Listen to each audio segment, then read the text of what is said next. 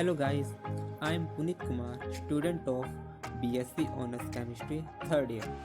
Today I am talking about on topic green reagents. This is a short presentation submitted to Mr. Ram Sunil Kumar Lalji, Assistant Professor, Department of Chemistry, Kirodimal College, University of Delhi. In this short presentation, we can talk about introduction to green chemistry, green reagents, dimethyl carbonate, DMC, non-forging isocyanate synthesis, and then finally conclusion. So let's start it with introduction to green chemistry. Green chemistry is a proactive approach to pollution prevention. It targets pollution at the design stage before it even begins. Green chemistry is designing chemical products and processes that reduce or eliminate the use and or the generation of hazardous substances. Continued, the difference between environmental science and green chemistry is both area of study seeks to make the world a better place. The two are complementary to each other. Environmental science identifies sources, elucidates mechanisms, and quantifies problems in the Earth's environment. Green chemistry seeks to solve these problems by creating alternatives, safe technologies. Hence, we can say that green chemistry is not an environmental chemistry. So, let's talk about green reagents. In order to carry out the transformation of selected feedstock into the target molecule, the criteria of efficiency, availability, and effect of the reagent used must be kept in mind. Some of the green reagents are as follows: dimethyl carbonate, polymer supported reagents, light, etc. So let's move to a dimethyl carbonate, DMC. Conventional methylation reactions employ methyl halides or methyl sulfate. The toxicity of these compounds and the environmental consequences render these syntheses somewhat undesirable.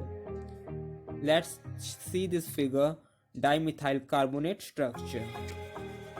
Continued. Tundo. Tundo is the scientist that is highlighted.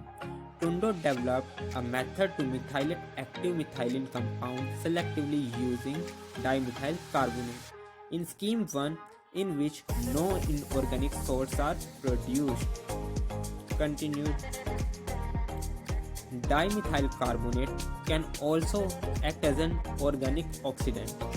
Cyclopentanone and cyclohexanone react with DMC and a base K2CO3 to yield adipic and pimelic methyl or ethyl esters respectively in scheme 2.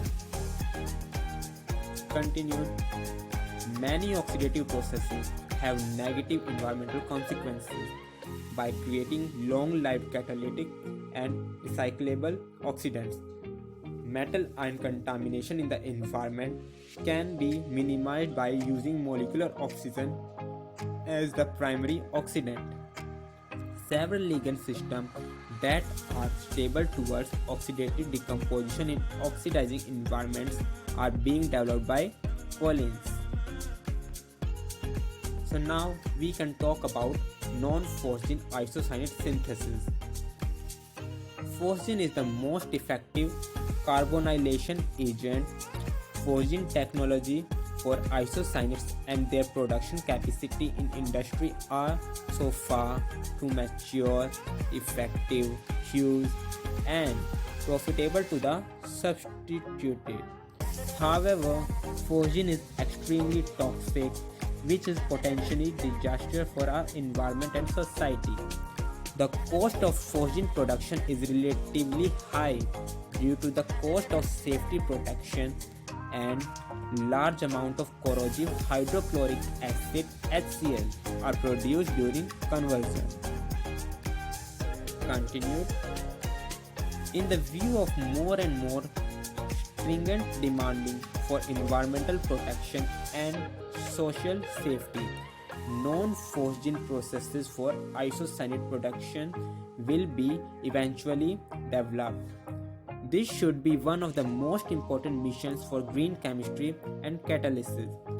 Non-phosgene synthesis of isocyanates are technically feasible, safe, and green, and the cost of non-phosgene processes could be lower than that of the current phosgene one due to cheaper carbonyl sources and simpler reactor and purification system.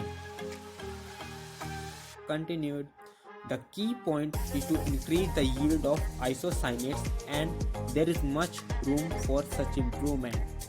These may include: first one is development of alternative carbonyl sources. This is very important not only from an academic point of view but also from an industrial one. Carbon dioxide CO2, although being the greatest challenge, should be the most green carbonyl source. This is particularly suitable for aliphatic amines as given below. See this reaction, then we can move further. Continued. Second point is development of effective catalyst system. Acceptable reaction rate of thermal cracking of unsubstituted carbamates occurred above 200 degrees centigrade, which are energy intensive. Highly efficient catalyst system could not only decrease temperature to reduce energy cost but also reduce the side product formation. Commercially, the catalyst system will only become of interest if good, simple, cheaper, and durable catalyst should be found, although it is a stock topic of applied catalyst R&D. So conventional, complex, expensive, and easy deactivated catalyst system must be avoided. Continue. Third point is development of integrated approach. Proper carbonyl sources, effective and practical catalyst system are necessary, but they are still insufficient to obtain isocyanates with high yields. As mentioned above, thermal cracking reaction is strongly endothermic and reversible. The resulted isocyanates are highly heating and sensitive, and the reaction performance is highly dependent on the reactor pattern. Fast reaction and then fast separation with intensified transportation of heat and mass are necessary, although this may not be the scope of green chemistry and catalysis. The possible side reaction in the thermal cracking process to product isocyanate is given below. See this diagram. In this is the reactions given here.